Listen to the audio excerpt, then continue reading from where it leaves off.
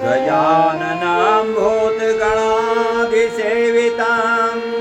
कपेत्थजम्बो फलचारुभक्षणम् उमासुतं शोकविनाशकारकं नमामि विघ्नेश्वरपादपङ्कजं। गुरुब्रह्मा गुरुविष्णु गुरुदेवो महेश्वरा गुरु साक्षात् परं ब्रह्म तस्मै श्री गुरुवे नमः। या कुन्देन्दु तुषारहार धवला या शुभ्रवस्त्रावता या वीणावरदण्ड मण्डितकरा या श्वेतपद्मासना या ब्रह्माच्युत शङ्कर प्रभृतिभिर्देवैः सदा वन्दिता सा मां पातु सरस्वती भगवती निःशेषजाड्यापहा।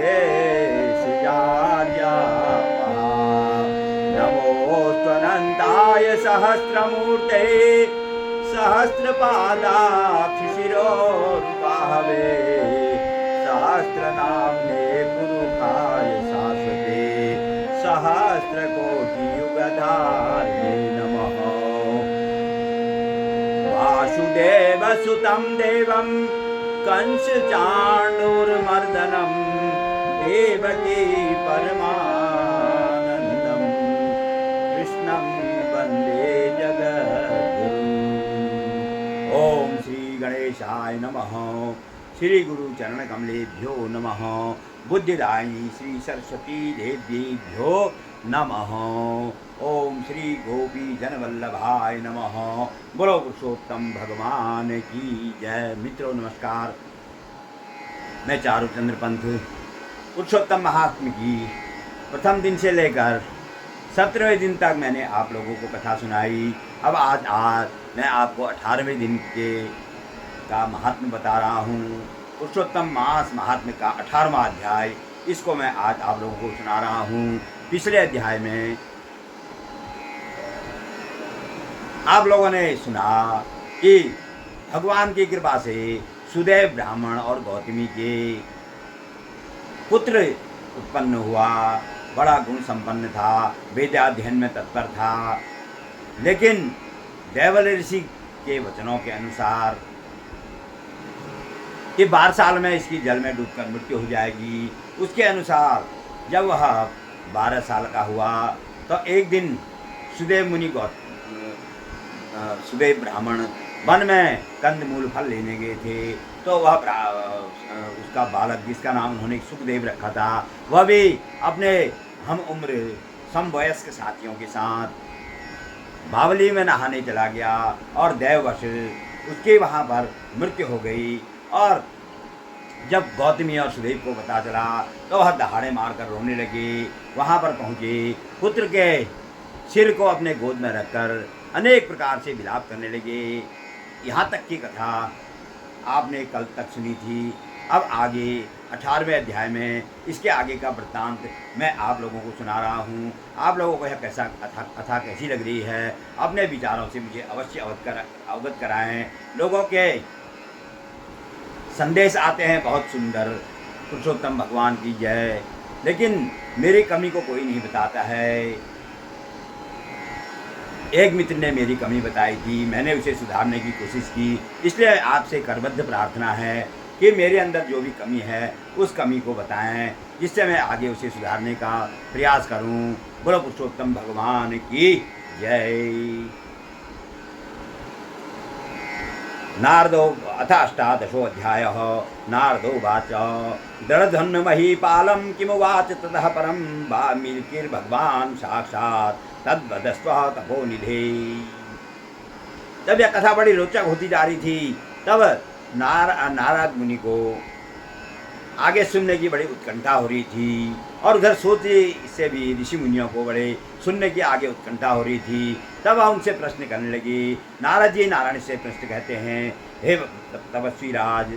उसके बाद साक्षात भगवान वाल्मीकि जी ने राजा धनुआ से क्या कहा, सो आप मुझे बतलाइए। श्रीनारायण उवाच दृढधन्वास राजर्षिः श्रुत्वा प्रोक्तनलात्मनः सविस्मयः समापृच्छात् वाल्मीकिं मुनिसत्तमम्। तब श्री नारायण कहने लगे, हे नारद जी, राजर्षि दृढधन्वा को अपने पूर्व जन्म का वृत्तांत सुनकर बड़ा विस्मय हुआ। उधर दृढधन्वा के मन में भी जिज्ञासा हो रही थी, इधर नारद जी के मन में जिज्ञासा हो रही थी, और उधर 88 शास्त्र ऋषि मुनियों के मन में भी जिज्ञासा हो रही थी कि आगे क्या हुआ। इसलिए दृढधन्वा को अपने पूर्व जन्म का वृत्तांत सुनकर बड़ा विस्मय हुआ, और उन्होंने मुनिवर वाल्मीकि से पूछा। दृढधन्वा उवाच ब्रह्मस्तव वचो रम्य सुधा कल्पम नमम नमम पीत्वा पीत्वा न तृप्तोसी भूयो वद ततः परम। तब राजा दृढधन्वा वाल्मीकि मुनि से कहने लगे, हे ब्राह्मण, हे मुनिश्रेष्ठ, आपके अमृत के समान नई नई बातों को, आपके अमृत के समान सुंदर वाणी को बार बार सुनते हुए, इसका बार बार पान करते हुए मेरा मन नहीं अघा रहा है, इसलिए आप उसके बात का वृत्तांत सुनाइए। वाल्मीकि उवाच एवं विलपस्तस्तस्य विप्रश जगति पते अकाल जलदो अभ्यागत गजर्यश दिशो दृशः। तब महर्षि वाल्मीकि कहने लगे, हे पृथ्वीराज, हे राजन, उस ब्राह्मण के, जो आपके जन्म का पूर्व जन्म का सुदैव नाम का ब्राह्मण था, उस ब्राह्मण के विलाप करने से 10 दिशाओं को गुंजाता हुआ असमय में होने वाला बादल गिर आया, पहाड़ों को कपाने वाली हवा बहने लगी, जो शरीर को से स्पर्श होने पर बड़ी तीखी लगती थी, तीक्ष्ण लगती थी, अपनी कड़कड़ाती आवाज में 10 दिशाओं को गुंजमान करती हुई महान बिजली चमकने लगी। इस तरह 1 महीने तक पानी बरसता रहा, और उस पानी से सारी पृथ्वी जलमय हो गई, किंतु पुत्र शोक रूपी अग्नि की ज्वाला में जलते हुए उस ब्राह्मण को कुछ भी पता नहीं चल सका, क्योंकि वह पुत्र शोक की अग्नि की ज्वाला में जल रहा था। उसे पता भी नहीं चला कि इतनी बारिश हो रही है, और 1 महीना बीत गया है, उसे पता भी नहीं चला, और वह पुत्र के शोक में रोता रहा। न तो उसने जलपान किया और न ही भोजन ही किया, केवल हाय बेटा, हाय बेटा, इस प्रकार विलाप करते हुए ब्राह्मण का उस समय जो महीना बीत गया था, हे राजन, वह महीना श्री कृष्ण जी का प्रिय पुरुषोत्तम मास था। 1 महीने तक न जल पिया, न अन्न खाया, और ऊपर से बारिश बरसती रही, वर्षा होती रही, तो पुरुषोत्तम मास के पूरे महीने में उसका स्नान हो गया और निराहार निर्जल व्रत हो गया। सो न जानते हुए भी उस ब्राह्मण को पुरुषोत्तम मास का सेवन हो गया। उससे प्रसन्न होकर नवीन मेघ के समान सांवले वर्ण वाले वनमाला पहने हुए स्वयं हरि भगवान नारायण प्रकट हो गए। साक्षात पुरुषोत्तम भगवान वहां पर प्रकट हो गए।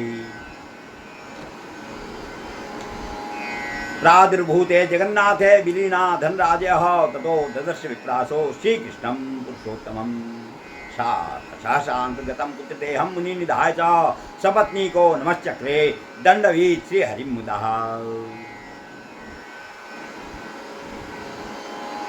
उसने जगदीश्वर भगवान के वहां पर प्रकट होते ही बादल छट गए। तब उस ब्राह्मण ने भगवान पुरुषोत्तम का अद्भुत दर्शन किया।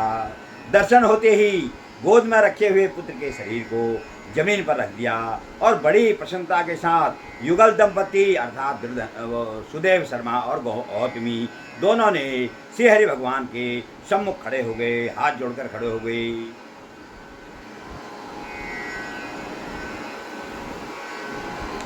भगवान भी पुरुषोत्तम मास के व्रत से प्रसन्न हो गए और अमृत के समान दृष्टि करने वाली मीठी वाणी से कहने लगे। श्री हरि उवाच भो भो सुदेव धन्योसी भाग्यवान सांप्रतम भवान तद्भाग्यम वर्णितो भूया वा समर्थो भुवनत्रये। तब भगवान अमृत समान बाड़ी में कहने लगे, हे सुदेव आप धन्य हैं, इस समय आप भाग्यशाली हैं। 3 लोकों में ऐसा कौन है जो आपके भाग्य का वर्णन कर सके। शृण्वत्स प्रवक्षे हम यत्ते मावि तपोधनः 12 सहस्रायु पुत्रस्ते भविता द्विजः अतः परम न संदेहास् तव पुत्रो भवे सुखम मयायम ते सुतो दत्तः प्रसन्नेन द्विजोत्तमः।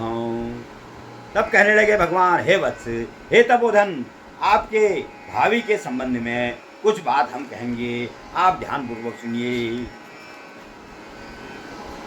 हे विप्र, आपको 12,000 वर्ष की आयु वाला पुत्र प्राप्त होगा। यही पुत्र पुनर्जीवित होकर 12,000 वर्ष तक जीवित रहेगा। इसके बाद आपको पुत्र जनित सुख में कोई भी संदेह नहीं होगा। हे ब्राह्मण, हे द्विजराज, मैंने प्रसन्न होकर आपको यह पुत्र प्रदान कर दिया। हमारे प्रसाद से उत्पन्न होने वाले आपके पुत्र को देखकर हे द्विजोत्तम, देवता, गंधर्व और मनुष्य लोग पुत्र सुख की कामना करने वाले होंगे। अत्र ते कथयिष्यामि इतिहासं पुरातनं मार्कंडेन मुनिनां पुरा प्रोक्तं रघुनृपम्। तब भगवान कहते हैं, इसके संबंध में मैं आपसे एक प्राचीन उपाख्यान का वर्णन करूंगा,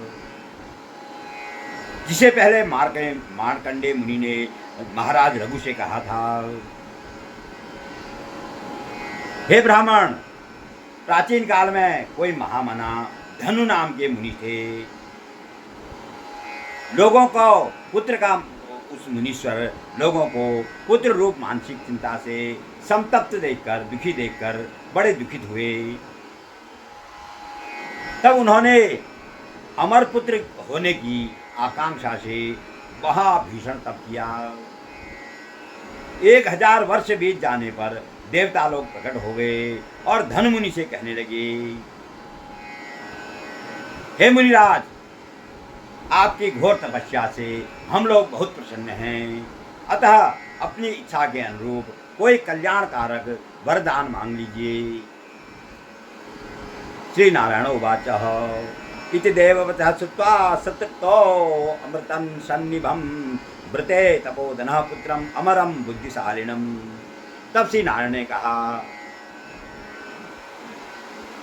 हे नारद जी, देवताओं के अमृत के समान वाणी को सुनकर वह तपोधन अत्यंत तृप्त हो गए और उन्होंने अमर और बुद्धिशाली पुत्र का वरदान मांगा। तब उस ब्राह्मण से देवताओं ने कहा कि पृथ्वी पर कोई ऐसा पुत्र नहीं है। यह सुनकर धनु मुनि ने कहा, अगर ऐसा नहीं है कि कोई अमर इस संसार में नहीं है, तो मुझे कोई निमित्त आयु वाला पुत्र हो, ऐसा वर दीजिए। निमित्त आयु का मतलब है किसी निमित्त उसकी मृत्यु हो, जैसे जब तक सूर्य चंद्रमा है तब तक जीवित रहें,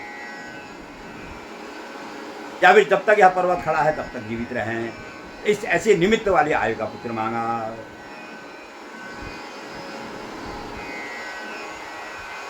सुरा प्रोतुर्निर्मितं किं बदासो अप्यवदं न मुनि अशोन्महान गिरिर्यावत्तादायुर्विधीयताम्। तब देवताओं ने पूछा,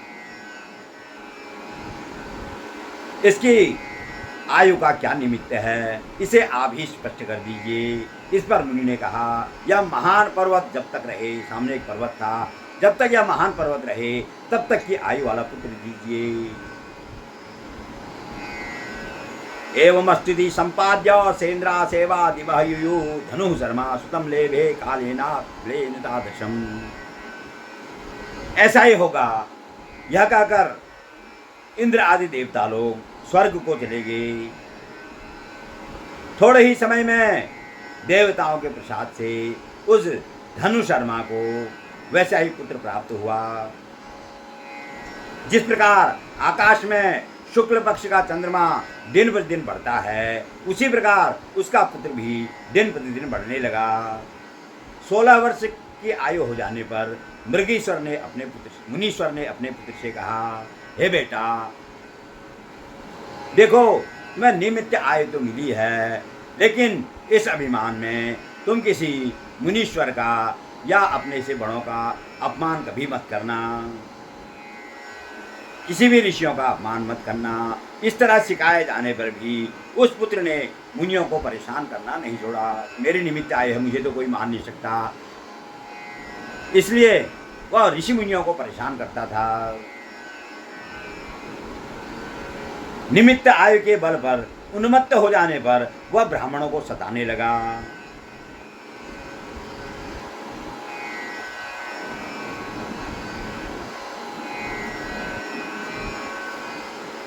एक समय की बात है कि परम क्रोधी महिष नाम के मुनि ने कल्याणकारक शालिग्राम शिला का विधि पूर्वक पूजन किया। उसी समय उस बालक ने वहां आकर शालिग्राम शिला को जल्दी से उठाकर पूजे हुए शालिग्राम शिला को जल्दी से उठाकर अपने नटखटपन के कारण हंसते हंसते उसे लबालब पानी में भरे हुए कुएं में डाल दिया। शालिग्राम का पूजन किया था, वह दौड़ता हुआ आया, शालिग्राम को उठाया और पानी से भरे हुए कुएं में डाल दिया। तब क्रोध से युक्त दूसरे काल रुद्र के समान महिष मुनि ने धनुशर्मा के उस पुत्र को शाप दिया कि तू अभी मर जा। किंतु जब वह मरा नहीं तो अपने मन में ध्यान किया कि क्या कारण है कि यह मरा नहीं, यह क्यों नहीं मरा। मैंने श्राप दिया था, मेरा श्राप तो कभी व्यर्थ नहीं जाता। निमित्तायुरयं देवे कृतोस्य धनुषा स्तः इति चिंता परेणाशो निःश्वास प्रकटीकृतः। तब वो सोचने लगा, जब उसने ध्यान किया तब उसे पता चला कि इसे निमित्त आयु मिली है। तब सोचने लगा, अच्छा देवताओं ने इस धनुशर्मा के पुत्र को निमित्त आयु वाला बनाया है। इसी प्रकार चिंता करते हुए महिष नाम के मुनि ने लंबी श्वास खींची। उनकी श्वास से कई करोड़ भैंसे प्रकट हो गए और उन भैंसों ने उस पहाड़ के टुकड़े टुकड़े कर दिए। तब वह मुनि का अत्यंत मदशाली पुत्र मर गया, वह अभिमानी पुत्र मर गया। क्योंकि निमित्त आयु इस संसार में जो आया है उसने एक दिन मरना ही है। जैसे हिरण्यकशिपु ने भगवान से वरदान मांगा था कि मैं न दिन में मरूं, न रात में मरूं, न जल में मरूं, न थल में मरूं, न अस्त्र से मरूं, न शस्त्र से मरूं, न भूमि पर मरूं, न आकाश में मरूं, न मनुष्य से मरूं, न पशु से मरूं। निमित्त आयु मांगी थी, लेकिन उसकी भी, क्योंकि यह इस संसार में जो आया है उसकी मृत्यु होनी है, तब उसकी मृत्यु के लिए भगवान ने नरसिंह रूप धारण किया। न वह जल में मरा, न थल में मरा, न जमीन में मरा, न आकाश में मरा, न दिन में मरा, न रात में मरा, न मनुष्य से मरा, न पशु से मरा। भगवान ने न अस्त्र से मरा, न शस्त्र से मरा। भगवान ने उसे अपने घुटने पर रखा। संध्या का समय था और अपने नाखूनों से उसके सीने को फाड़ दिया। तब उससे कहा, न इस समय दिन है, न रात है, न तू जल में है, न थल में है, न धरती पर है, न आकाश में है, न मनुष्य तुझे मार रहा है, न तुझे पशु मार रहा है। वो नरसिंह रूप थे, आधा मनुष्य थे, आधा पशु थे। और न अस्त्र से न शस्त्र से तू मर रहा है। नाखूनों से उसके सीने को फाड़ दिया। तो इस प्रकार निमित्त आयु वाले को भी एक दिन मरना ही पड़ता है। धनुशर्मा अत्यंत दुखी होकर विलाप करने लगे। उसके पश्चात अनेक प्रकार विलाप करके पुत्र के शव को लेकर, पुत्र के दुख से अत्यंत व्याकुल होकर पिता ने चिता की अग्नि में प्रवेश कर दिया। खुद भी उस पुत्र के शव को लेकर चिता की अग्नि में प्रवेश कर गई। इस प्रकार हर्ष से पुत्र प्राप्त करने वाले व्यक्ति को कहीं भी सुख नहीं मिलता। जिस प्रकार मैंने आपको कल आत्मदेव की कथा सुनाई थी, उन्होंने भी हर्ष से पुत्र प्राप्त किया था। उनके भाग्य में पुत्र नहीं था, फिर भी उन्होंने हर्ष से पुत्र प्राप्त किया था, उसने उसे दुखी दिया। उसी प्रकार धनुशर्मा को भी हठ से पुत्र प्राप्त करने पर दुख प्राप्त हुआ। तब भगवान कहने लगे, पुरुषोत्तम भगवान उस ब्राह्मण से कहने लगे, हे तपस्वी, गरुड़ जी ने तुम्हें जो यह पुत्र दिया है, इससे संसार में आप प्रशंसनीय पुत्रवान होगे। लेकिन पुरुषोत्तम भगवान का सेवन करने से उसका वह हठ से प्राप्त पुत्र का जो शोक था वह भी पुरुषोत्तम भगवान ने दूर कर दिया। इसलिए पुरुषोत्तम भगवान की यह महिमा है कि किसी को भी जो भाग्य में नहीं है वह नहीं मिला है, अगर मिला है तो उससे उसका अनिष्ट ही हुआ है, अनर्थ ही हुआ है। लेकिन पुरुषोत्तम भगवान की कृपा से पुरुषोत्तम भगवान ने खुद उसे आकर जीवित किया। हे निष्पाप, पुरुषोत्तम मास के महात्म्य से मैंने प्रसन्न होकर यह पुत्र चिरकाल तक स्थायी रहे और आपको सुख देता रहे, ऐसा वरदान दिया।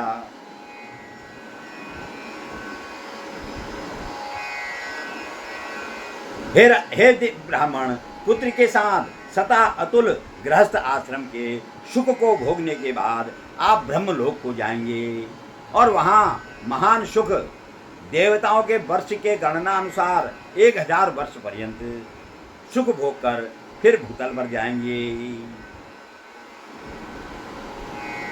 हे ब्राह्मण श्रेष्ठ, जहां आप चक्रवर्ती राजा होगे, दृढ़धन्वेति विख्यातः समृद्ध बलवाहनः संवत्सराणामयुतं राज्यं भोक्ष्यसि पार्थिवम्।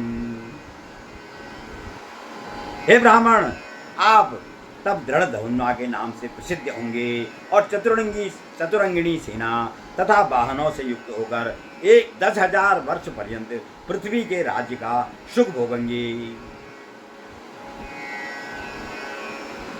इंद्र के पद से अधिक बेरोक टोक अखंड बल और ऐश्वर्यशाली होंगे। इस जन्म में यह आपकी पत्नी गौतमी पटरानी होगी। जो इस जन्म में यह गौतमी है वह अगले जन्म में आपकी पटरानी होगी। पति सेवारता नित्यम नानाम च गुण सुंदरी चत्वारस्ते सदा भाव्या राजनीति विशारदा कन्यका च महाभागा सुशीला सुंदरानना सुबरानना भुक्त्वा भोगान महाभागा सुरासुर सर्वदुर्लभान। नित्य पति की सेवा में यह तत्पर रहेगी और इसका नाम गुण सुंदरी होगा। आपको राजनीति शास्त्र के ज्ञाता 4 विद्वान पुत्र प्राप्त होंगे, सदाचारी पुत्र प्राप्त होंगे और सुंदर मुख वाली महाभाग्यशालिनी और सुशीला चारुमती नाम की एक कन्या होगी। हे परम भाग्यशाली, देवता और दानव को दुर्लभ सांसारिक सुखों का उपभोग करने के बाद इस धरातल पर हमने तो सब कुछ कर लिया, अब कुछ कर्तव्य शेष नहीं है। इस प्रकार अज्ञान से आप मोहित हो जाएंगे और अत्यंत दुस्तर सांसारिक विषयों के आकर्षित चित्र वाले होंगे। यदा विस्मृश्य विष्णुं संसाराणवतारकम् अयं ते तनयो विप्र सुखो भूत्वा तदा वने भटवक्षं समाश्रित्य त्वामेवं बोधिष्यति वैराग्यो त्वादकं जन्मज्ञः पठन्नेव मुहुर्मुहुः। तब आप इस संसार में आपकी आसक्ति हो जाएगी, आप भगवान को भूल जाएंगे। संसार में आसक्ति और भगवान की विस्मृति जब मनुष्य को होती है तब वह बहुत दुख प्राप्त करता है। अगर संसार से आसक्ति छोड़कर मनुष्य की भगवान में आसक्ति हो जाए तब उसका कल्याण हो जाता है, वह भव सागर से पार हो जाता है। लेकिन अगर भगवान में प्रेम छोड़कर संसार से आसक्ति हो जाए तो वह उसका पतन हो जाता है। श्रीमद् भागवत में जड़ भरत की एक कथा आती है। संक्षेप में मैं आप उस कथा को सुनाता हूँ। भरत नाम के एक राजा थे जिनके नाम से ही इस देश का नाम भारतवर्ष पड़ा। वह भरत नाम के राजा थे। बचपन से ही वह संतों के संग में रहते थे, विद्या गुरु के आश्रम में विद्याध्ययन में तत्पर थे। जब उनके पिता वैकुंठ लोक को जाने लगे तब उन्होंने देखा कि मेरा पुत्र अब युवा हो गया है, राज्य संभालने योग्य हो गया है, उसका विवाह कर दिया और उसके पिता बैकुंठ लोक को सिधार गए।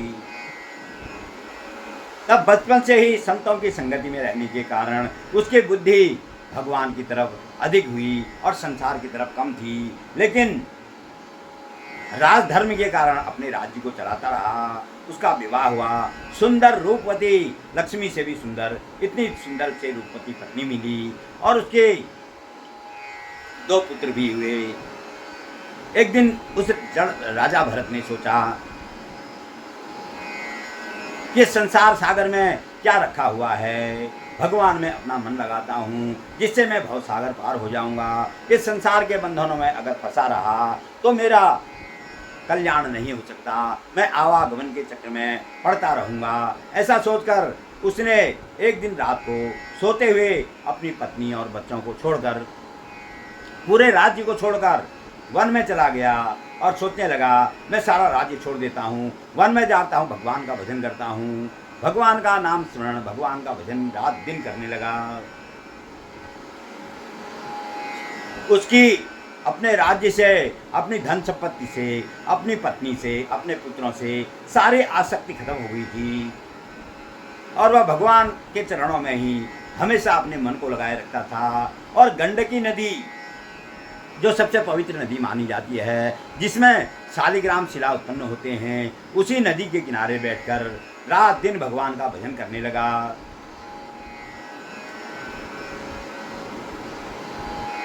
भजन करते करते एक दिन उसने देखा कि एक हिरणी आ रही है, उसके पीछे व्याघ्र पड़ा हुआ है।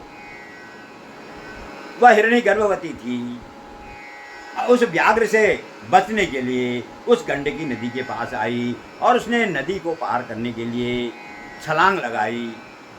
तो उस भय के मारे, व्याघ्र के भय के मारे और परिश्रम के मारे उसका गर्भ वहीं पर गिर गया और हिरणी का बच्चा पानी में गिर गया। और हिरणी जो है समुद्र पत्थर से टकराकर छलांग लगाने में नदी में गिरकर ही मर गई। अब वह हिरणी का बच्चा जो था, छोटा बच्चा, वह पानी में छटपटाने लगा, अपने हाथ पैर मारने लगा। इतने में राजा भरत का ध्यान टूटा। तब उसने देखा एक हिरणी का छोटा बच्चा पानी में छटपटा रहा है। दयावश, क्योंकि भगवान का जो भक्त होगा वह हर जीव पर दया करेगा, दयावश उन्होंने उसको पानी से निकाला, उसे अपनी गोद में लिया, उसको पोछा पाछा और अच्छी तरह से दुलार करने लगा।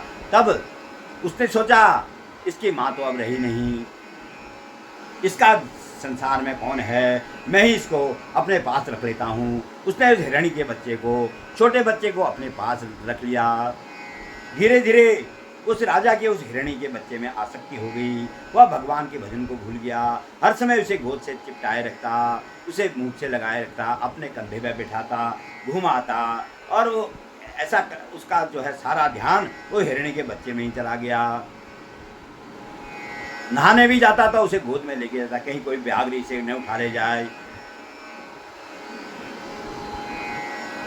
जो भी काम करता वह जो है उसी के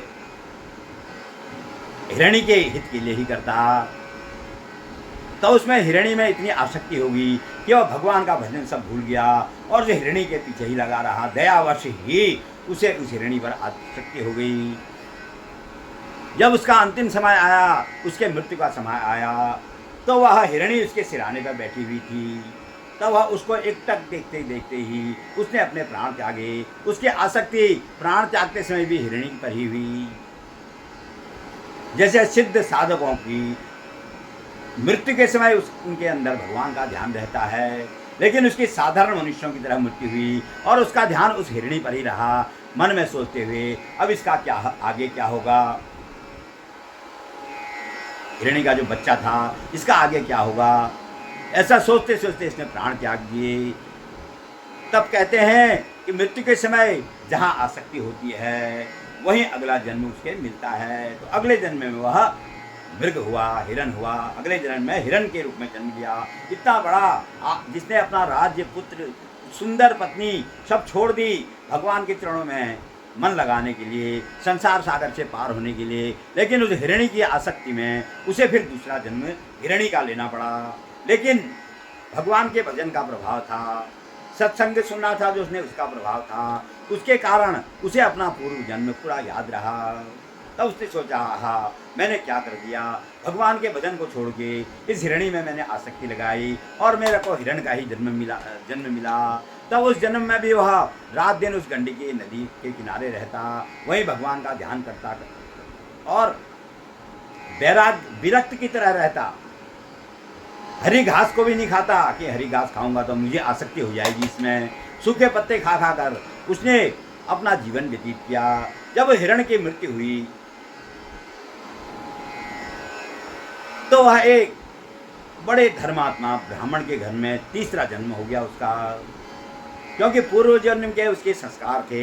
हिरण की योनि में भी उसका भगवान को भूला नहीं था, इसलिए उस धर्मात्मा ब्राह्मण के घर में उसका जन्म हुआ। और वह माँ के गर्भ से ही ब्रह्म ज्ञानी था, गर्भ से ही ब्रह्म ज्ञानी हुआ वह। उसे कुछ पढ़ने लिखने की जरूरत नहीं। पिछले जन्म 2 जन्मों की स्मृति उसे थी। तब वह सोचने लगा, अगर मैं अपनी बाल लीला सबको दिखाऊंगा तो लोगों को मेरे से प्यार हो जाएगा और मुझे भी इन पर आसक्ति हो जाएगी, फिर मैं भगवान को भूल जाऊंगा। ऐसा सोचकर उसने पागलपन, साथ बचपन से ही वह पागलपन की जैसी हरकतें करने लगा। पिता उससे बहुत प्यार करते थे। बाकी लोग भाई लोग उसके जो थे, जितने भी भाई बंधु थे, वह तो उसे ये पागल है करके इससे कोई प्यार नहीं करते, लेकिन पिता उसे बहुत प्यार करते थे।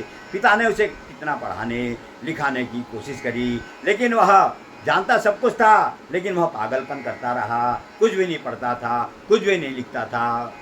उसने सोचा मुझे फिर संसार में आसक्ति हो जाएगी, इसलिए वह पागलपन का ढोंग करने लगा।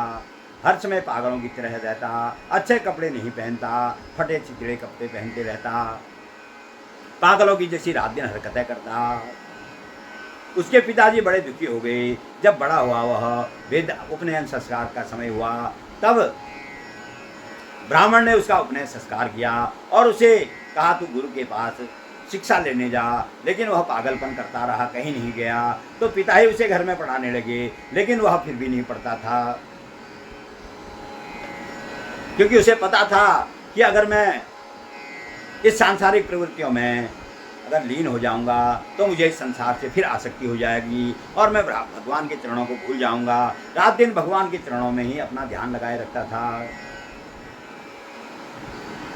एक दिन उसके पिता की आयु पूरी हुई तो वह भी बैकुंठ लोक को चले गए। अब तो उसे प्यार करने वाला कोई भी नहीं रह गया। उसके भाई जो थे उससे बहुत सारे काम करवाते थे और जूठन, अपनी जूठन पीठन जो भी है उसके सामने डाल देते थे। जली हुई खुरचन, भुने हुए उड़द के दाने, रूखा सूखा ऐसा भोजन उसके पास डालते, लेकिन वह उसे तो भोजन से कोई मतलब ही नहीं था। वह तो भगवान के चरणों में उसका ध्यान था। जो कुछ मिले उधर अपने शरीर के निर्वाह के लिए उसी को खा जाता था। उसे कोई स्वाद की चिंता नहीं थी। और काम भी जब भाई लोग करा दे तो उल्टा सीधा काम करता। सब भाइयों ने सोचा है काम करता तो है नहीं, काम अच्छे खासे काम को बिगाड़ देता है, इसलिए इससे कोई काम नहीं करा। लेकिन एक भाई था, उसने कहा मैं इसे अपने पास रख लेता हूँ, मैं इससे काम कराऊंगा। जब उससे कहा कि इन क्यारियों को, खेत को समतल कर दे, तो वह गड्ढा खोद देता था, कुआं सा बना देता था वहाँ पर। वह भाई भी परेशान हो गया। फिर और भाइयों ने लकड़ी लाना जंगल से, सब कुछ काम वह करता और उसे खाने को कुछ मिल जाता, उससे रहता और रात दिन मन ही मन भगवान के भजन में रहता। एक दिन एक दस्युराज थे। दस्युराज ने भद्रकाली माता को प्रसन्न करने के लिए यज्ञ किया था, लेकिन यज्ञ की संपूर्ति जो है नर बलि से होनी थी। तब उन्होंने अपने दस्युराज ने, बहुत बलशाली था वह, अब उसने दस्युओं को, अपने सेवकों को आदेश दिया कि नर बलि के लिए कोई मनुष्य ढूंढ कर लाओ। यह तो दिन भर खाता, जो मिलता खाता, कुछ नहीं मिलता तो सूखे पत्ते खा लेता और कहीं नदी के किनारे पड़ा रहता और फटे चिथड़े इसके बदन में कपड़े और भगवान के ध्यान में 24 घंटे रहता था। तब वह एक मनुष्य को पकड़ कर लाए। दस्युराज ने कहा इसे बाजार ले जाओ और खूब मिठाई जो मन है इसका खिलाओ, क्योंकि इसकी तो हमने बलि देनी है, इसके मन की सारी इच्छा पूरी करो। बाजार में गया, अनेक प्रकार की मिठाइयाँ उसको खिलाई, सब कुछ खिलाते रहे। तब एक दुकानदार जो था मिठाई का, वह कहने लगा देखो कितने चाव से खा रहा है, कल इसकी बलि हो जाएगी, मुझे पता था इसकी बलि होने वाली है, कल इसकी बलि हो जाएगी। जैसे इसने ऐसा सुना तो भयभीत हो गया। उसने सोचा अरे इसीलिए मुझे खिलाया जा रहा है कि मेरी बलि होने वाली है। वह वहाँ से भाग गया। सैनिकों को भी पता नहीं चला, उसके दस्यु के जो सेवादार थे उस दस्युराज के, उनको भी पता नहीं चला, वह वहाँ से भाग गया। अब उन्होंने सोचा यह भाग गया, अगर दस्युराज को पता चला तो हम ही में से किसी की बलि चढ़ा देंगे, इसलिए हम ढूंढते हैं किसी को, कोई और मनुष्य बलि के लिए मिल जाए। तब उन्होंने जड़ भरत, मूर्खता की जैसी करते थे, इसलिए इनका नाम जड़ भरत रखा। उसी जड़ भरत को जो नदी किनारे सोए थे, भगवान के ध्यान में लगे हुए थे, उन्होंने रस्सियों से बांधा और उसको दस्युराज के पास ले गए। कहने लगे वह तो भाग गया, लेकिन हम दूसरे मनुष्य को बलि के लिए ले आए हैं, अब आपका कार्य संपूर्ण हो जाएगा। इसे हमने अच्छी तरह से बांध दिया है, यह भाग भी नहीं पाएगा। तब दस्युराज ने कहा ठीक है, इसको स्नान करवाओ, इसके बदन में तो धूल लगी हुई है, पूरा बदन इसका बेकार हो रहा है। उसका चंदन का लेप लगाया गया उसके पूरे बदन में, उसे स्नान कराया। वो तो भगवान के उसमें दिन था, उसे कोई मतलब नहीं था, बलि हो जाए, उसका शरीर है, एक दिन तो इसने मरना ही है। वह शरीर में जैसे हम अपने शरीर को अपना मानते हैं, वह शरीर को अपना नहीं मानता था। वह तो कहता था शरीर मुझे पूर्व जन्मों के कर्मों के अनुसार मिला है, आत्मा तो अजर अमर है, उसे कुछ हो नहीं सकता। ऐसा सोचकर वो जैसा कर रहे थे सब में सहयोग करता। अच्छी तरह से चंदन का लेप लगाया, हल्दी का लेप लगाया उसके बदन में, उसे नहलाया और उसके बाद सुंदर सुंदर वस्त्र उसे पहनने के लिए दिए। उसके पूरे अंगों में चंदन लगाया, त्रिपुंड लगाया माथे पर, 12 अंगों में, हाथों में, दोनों गले में, कान में, 12 अंगों में, हृदय में, नाभि में, 12 अंगों में उसके चंदन लगाया। सुंदर उसे फूल माला पहनाई, अच्छे अच्छे उसे कपड़े दिए। फिर उसके बाद से खाने के लिए अच्छा अच्छा भोजन दिया। उसने कोई विरोध नहीं किया, जो कर रहे हैं करने दो। उसे पता था कि हम मेरी बलि देना चाहते हैं, लेकिन फिर भी उसने विरोध नहीं किया, क्योंकि वह इस शरीर को अपना मानता ही नहीं था, वह भगवान को अपना मानता था। और मैं इस ईश्वर का अंश हूँ, मैं शरीर नहीं हूँ। चिदानंद रूपम शिवोहम शिवोहम, मैं तो सच्चिदानंद स्वरूप उस भगवान का अंश हूँ। यह शरीर तो एक दिन मरना ही है, अगर भद्रकाली के सामने इसकी बलि हो जाए तो इसमें क्या हर्ज है। ऐसा सोचकर वह बलि के लिए तैयार हो गया। जब बलि का दिन आया तो दस्युराज हाथ में चमकती हुई तलवार, जिसका निशाना कभी भी अचूक नहीं होता था, ऐसी तलवार लेकर आया और उससे कहा तू अपना सिर झुका। उसने महाकाली के, भद्रकाली के सामने अपना सिर झुका दिया। जैसे ही दस्युराज चमकती हुई तलवार से उसके गर्दन पर प्रहार करने को तैयार हुआ, इतने में भद्रकाली प्रकट हो गई, अग्नि ज्वाला के समान भद्रकाली प्रकट हो गई। और भद्रकाली ने उसी तलवार से जितने भी उसकी पूजा करने वाले थे, जितने दस्यु थे, सबको वहीं पर मार दिया और उसका बाल भी बाका नहीं होने दिया।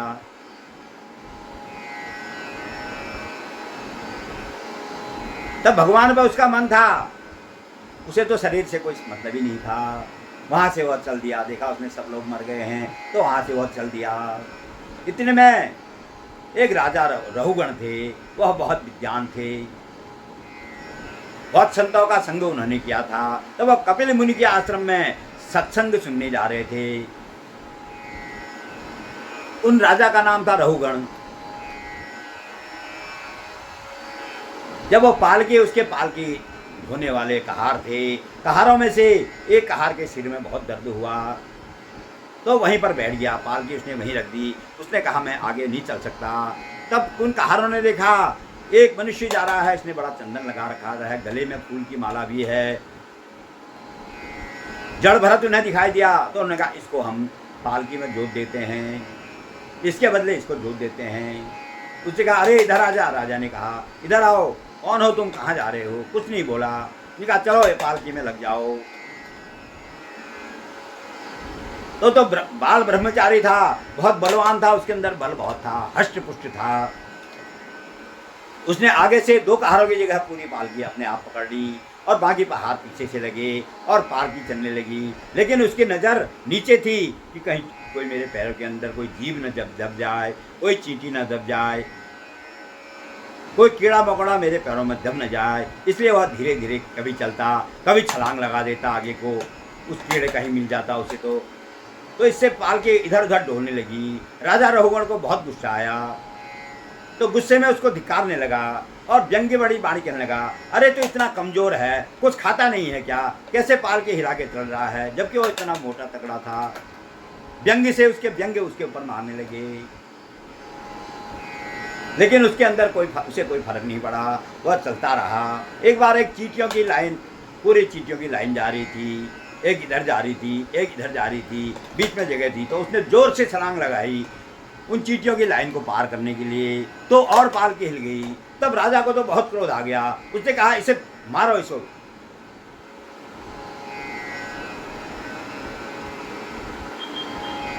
इसका बहुत तरह से उसे अपमान किया, लेकिन उसे कोई फर्क नहीं पड़ा। जन्म से लेकर आज तक वह कुछ नहीं बोला था, आज वह पहली बार बोल पड़ा। उसने कहा हे राजन, तुम किसे मारोगे? इस शरीर को, यह शरीर अस्थिर है, नष्ट होने वाला है, इस शरीर को मारोगे? इसके अंदर जो आत्मा रहता है वह तो अजर अमर है, उसे तुम मार नहीं सकते, किसे मारोगे तुम? शरीर पतला हो, दुबला हो या मोटा हो, आत्मा को कोई फर्क नहीं पड़ता। यह शरीर तो केवल साधन है जिससे हम भगवान की प्राप्ति कर सकें। बचपन से ही सत्संग सुना हुआ वह राजा रघुगण उसकी बातों से बड़ा चकित हुआ। उसने कहा यह मैला कुचैला पागल जैसा दिखने वाला ऐसे ब्रह्म ज्ञान की बातें कर रहा है। उसने कहा रोको, पालकी रोको। पालकी वही रोक ली, पालकी से उतरा और उसके चरणों में गिर पड़ा, क्योंकि बचपन से इसने सत्संग किया था। और राजा रघुगण कोई और नहीं था, वही मृग था जिसको भरत के जब भरत थे वो राजा, उस समय उस जिस मृग को उन्होंने पाला था, वही मृग जो है राजा रघुगण के रूप में उसका जन्म हुआ था। तब उसके चरणों में पड़ गया कि मुझे माफ करो, अब मैं कपिल मुनि के पास नहीं जाता, आप ही मुझे सत्संग दो। तब उसने राजा रघुगण को सांख्य योग के बारे में बतलाया, सब कुछ उसको राजा रघुगण को दिया। उसके बाद उस शरीर को त्यागने के बाद वह भगवान के परम धाम वैकुंठ धाम को प्राप्त हुआ। तो कहते हैं कि अगर संसार में आसक्ति हो जाए तो भरत जैसे ज्ञानी राजा भी 3 जन्म ले सकते हैं। भगवान को भूलने के कारण, संसार में आसक्ति होने के कारण मनुष्य भगवान को भूल जाता है। यही बात कहने के लिए मैंने आप लोगों को यह जड़ भरत की कथा सुनाई थी।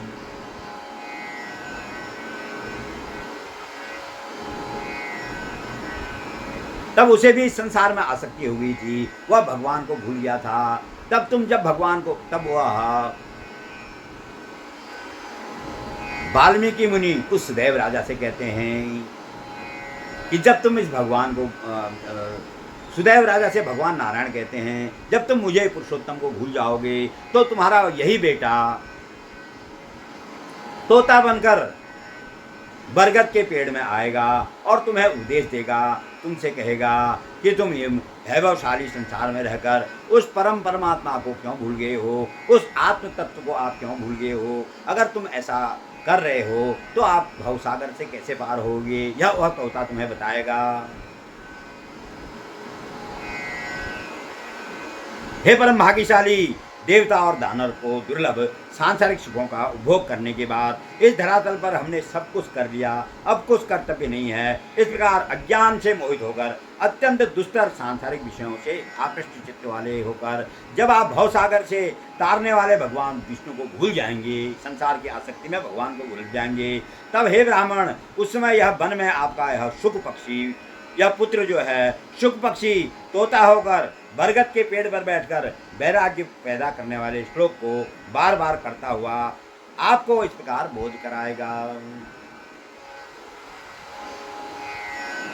तोते की बात को सुनकर आप अन्य मनस्क हो जाएंगे और राजमहल में चले जाएंगे। इसके बाद सांसारिक विषय जनित सुखों का परित्याग कर आप चिंता रूपी समुद्र में डूबते उतरते रहेंगे। तब हे विप्रदेव, महर्षि वाल्मीकि आकर आपको ज्ञान कराएंगे। जो बात पहले हुई थी वही सब पिछले जन्म की उनको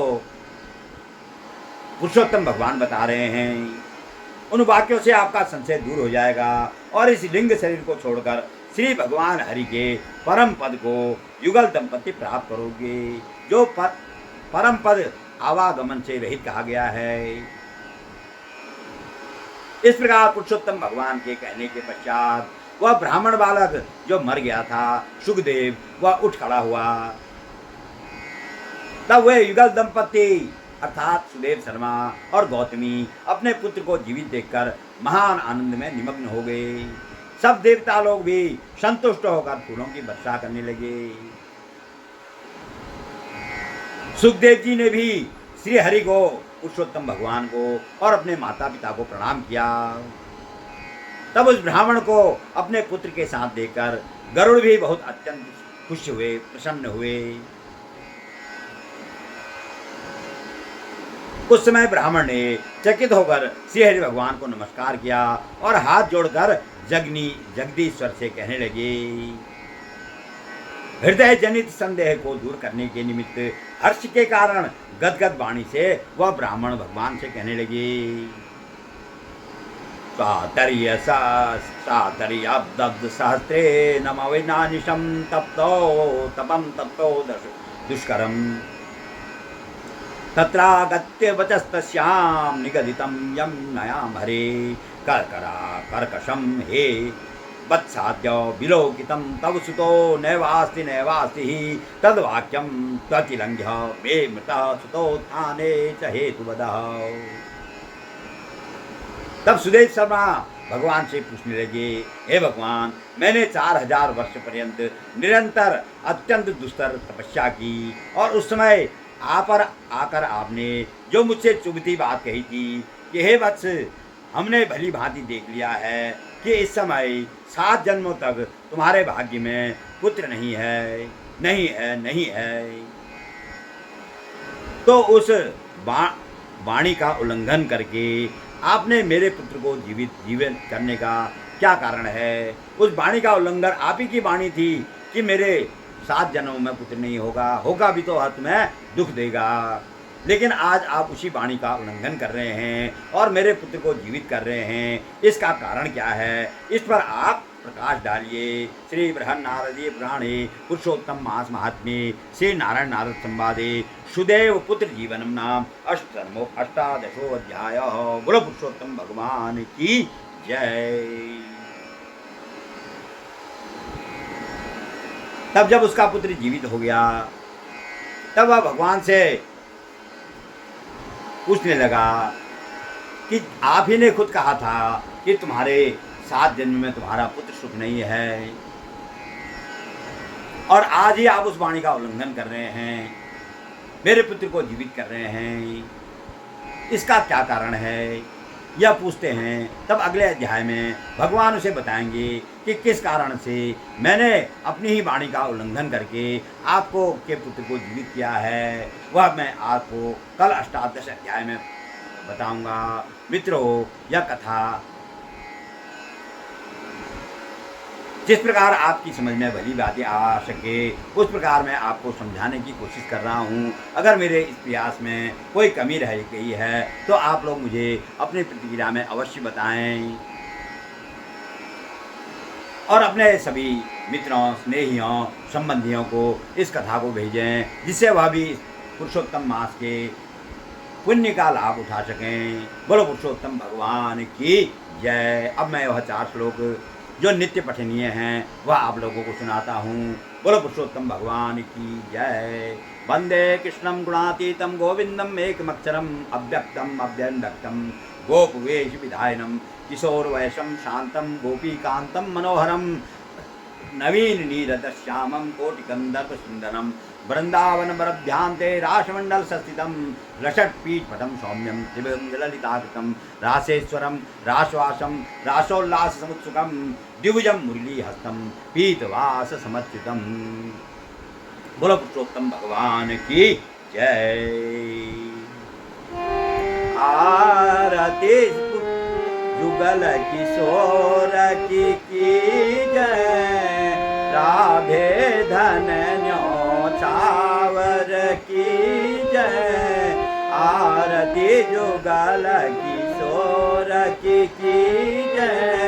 राधे धन्योछावर की जय। रवि शशि कोटि बदन की शोभा ताहिनी रखी में रामन लोभा।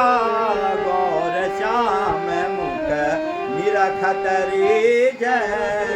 प्रभु को रूप नयन भर जय। आरती जुगल किशोर की जय। राधे धन्योछावर की जय। कंचन थार कपूर की बाती हरियाए निर्मल भई छाती। फूलन की सेज फूलन की माला रत्न सिंहासन बैठे नंद लाला। आरती जुगल किशोर की जय। राधे धन्योछावर की जय। मोर मुकुट कर मुरली सोह नटवर वेश देख मन मोह। मोर मुकुट कर मुरली सोह नटवर वेश देख मन मोह। आधानी पीत पट सारी कुंज विहारी गिरिवर धारी। आरती जुगल किशोर की जय। राधे धन्योछावर की जय।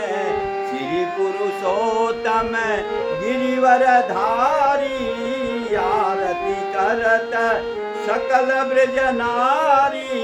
श्री पुरुषोत्तम गिरिवर धारी। आरती करत सकल ब्रज नारी। नंद नंदन ब्रज भानु किशोरी।